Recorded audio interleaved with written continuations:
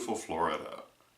And first, I'd like to say what a wonderful response to the return of the vlog. I've gotten lots and lots of comments and lots of questions, and it's only been about 12 hours.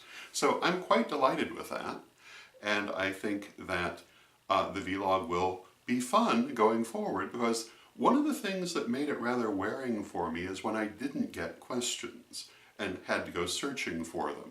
So I love to have so many questions, and it makes it fun and interesting for me to do the vlog when I have them. And the downside of that is I have to prioritize them in order of which one I'm going to answer first. But today, the question I want to answer comes to us from Rev Ed Carr. And Rev Ed has this question: is it a good idea to do a reading with tarot cards or other divinatory tools before undertaking an act of magic? And my answer to this begins by saying that there are a number of considerations to be taken into account. And the three most important ones I can think of off the top of my head are: what kind of magic are we talking about? What are you planning to ask your divinatory tool? And how good are you at using it? And I think that these three questions determine whether or not it's a good idea.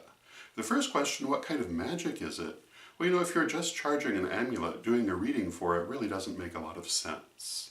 On the other hand, if you're doing something deeply transformative, doing a reading might be a good idea.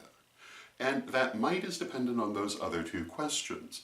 But certainly, if the kind of magic you're undertaking is something important with major consequences for your life, then doing a divinatory reading beforehand is sometimes a very good idea. Now, the second consideration, what are you planning to ask that divinatory tool? Are you going to ask, how is this going to go? Or are you going to ask, is this going to work? I think it's completely appropriate in many cases to do a divinatory reading to see what the effects of the magic you're considering undertaking will be. It can also be appropriate to do a divinatory reading for what else you might need to make it successful. But to just do a question for will it work, I think is a very bad idea, because it plants a seed of doubt, and doubt is the death of magic. When you come to magic, you should come to it with the assumption that yes, it will work. What I would say is, consider the question that you're talking about. And again, if you want to ask your cards or other divinatory tool, how is this going to go? What will the effects of it be? Is there more I need to consider? Should I do it in some different way? These are all good questions. Will it work plants a seed of doubt in your mind, and you really should not do that going into an act of magic. Now, that's not to say that all magic always works, but when you undertake it, you should do so with confidence and the belief that it will. And the final consideration, how good are you at that form of divination? What I mean by that is that you'll run into many people who will tell you that you should never do a tarot reading for yourself or for people that you're really close to. The reason that many people believe this is that you have to have distance to do a good reading. And if you're reading for yourself or people who are deeply involved in your life, it's very easy for your hopes and fears to be reflected back to you through that reading, unless you have the distance to do the reading as if you were doing it for a stranger. And this comes through practice. In my experience, when people first start reading, it's not a good idea to do a lot of reading for yourself. Although it's fine to try it, but you need to take it with a big grain of salt. As you get better, however, you should be able to read for yourself. So I would say that it's a very important question how proficient you are with the given divinatory tool.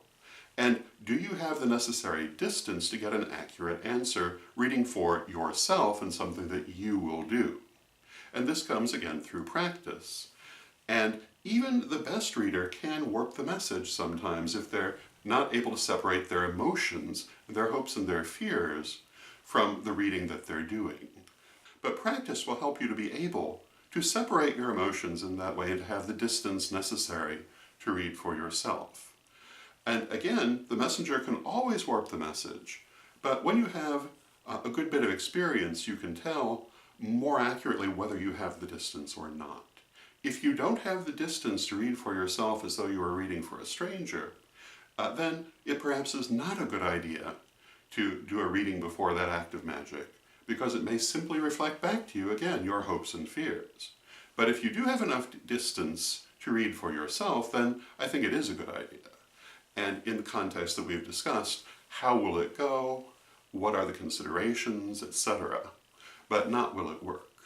So that would be my answer. I hope you find it interesting, and until next time, may you blessed be. Please join me for our Correllian peace prayer. I pray for peace. I pray for love. I pray for stability. I pray for the nation where I live. I pray for the world.